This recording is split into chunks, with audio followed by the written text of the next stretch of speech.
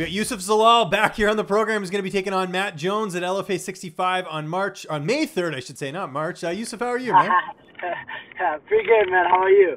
I'm doing awesome. Where are you coming from? I guess coming back from practice, or where were you headed to? Yeah, I just did my morning practice, little MMA, and then I come back in a few hours, do the striking tonight. Good stuff. Well, thanks for having me part of your in-between, as they say, in the fight business. That's great. Hey, I got to mention to our listeners, I actually got to meet you at UFC 235, which was awesome. I know you were there supporting Anthony Smith. How was that whole experience, getting to go down to Vegas, cheer on Anthony Smith, and experience Vegas? Man, it was awesome, man. He was like, I took my wife first time to Vegas, so that was fun for her. So it was both of us kind of more of experience for me. I've been in Vegas before, and I've been in the corner before, so I was kind of experiencing a bigger stage, world title, and support my teammates, have dinners with them after the weigh-ins and all that. So that was an awesome experience. It's always to have that energy around, and it kind of motivates you more for your in life. You know what I mean? Yeah, no, I totally get that. You were supposed to fight last month on that MCF 17 card. What happened? Why didn't that take place? So they called me on Thursday, the week before the fight, and they were like, "Oh, your guy has mono. He's out." And I'm like, "What is?" I didn't even know what mono was, and so they had to explain it to me. So I'm like, they were like, "You don't want to fight that guy," and I'm like, "All right." So I guess they couldn't find me an opponent, and I know I'm so used to it, not finding opponents and all this, opponent changing the day of, 2 days before. So I'm like, okay, they're gonna find me an opponent.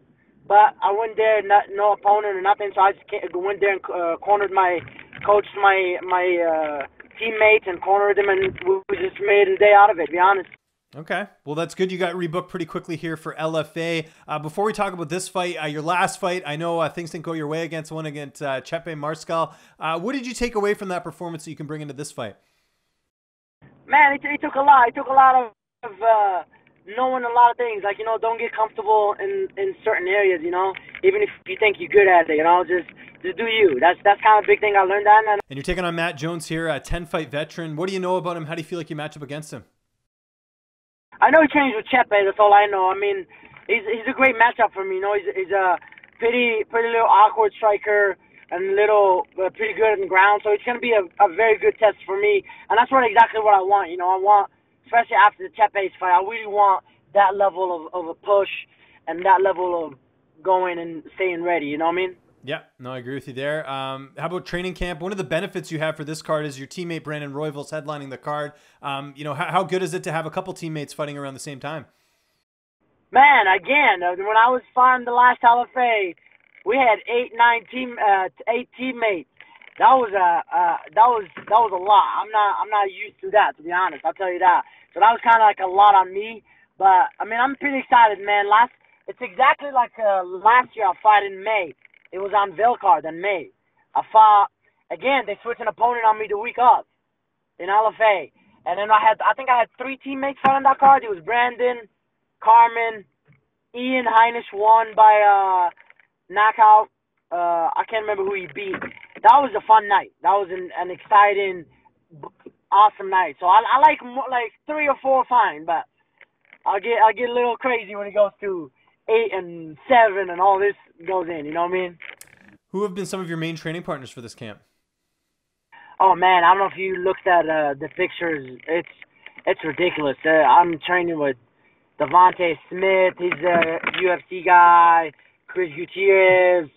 I'm training with all these guys. I can't even name them enough. It's like so many people in there. So I'm definitely getting more, especially now we have Joe Warren teaching our classes and stuff like that. So it's all mixed up for me right now, and I'm blessed to have all that around me. And the team is getting bigger, and the goals are getting bigger, and then the IQ is getting bigger.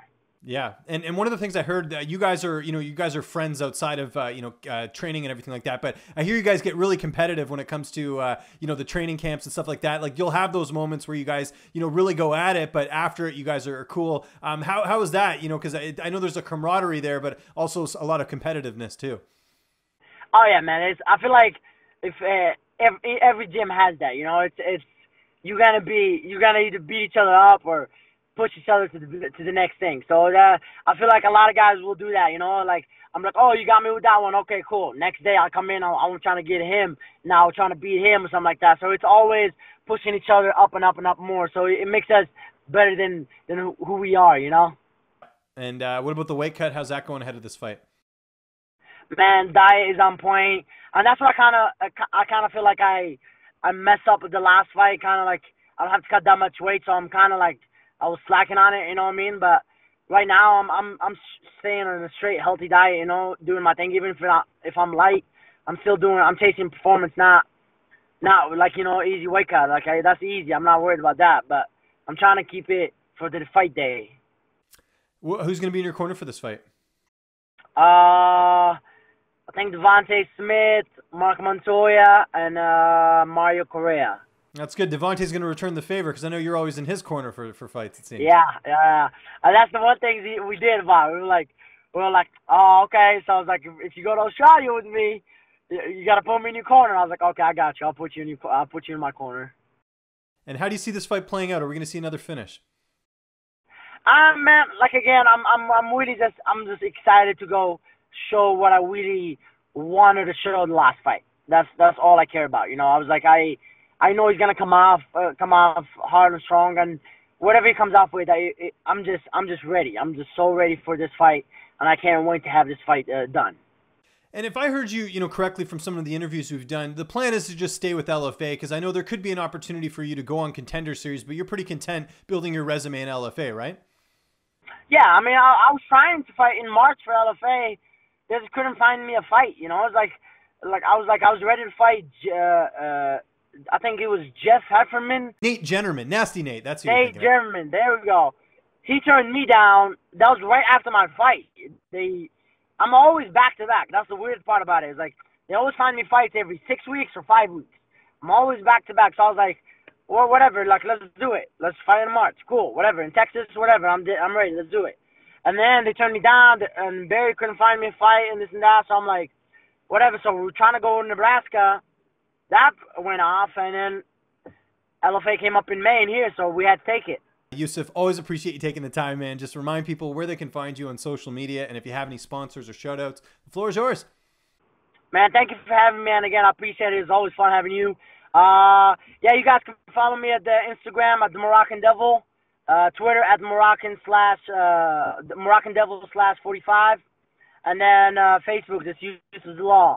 Sponsors, you know, I got Receptra, I got iTypical, Comics from Peanut Gallery, Denver Chiropractor, Lockton, all these guys, man. I got a new sponsor, Kelsey, for massage. They've been helping me so much for this camp and last camps, you know. So I'm grateful for those guys.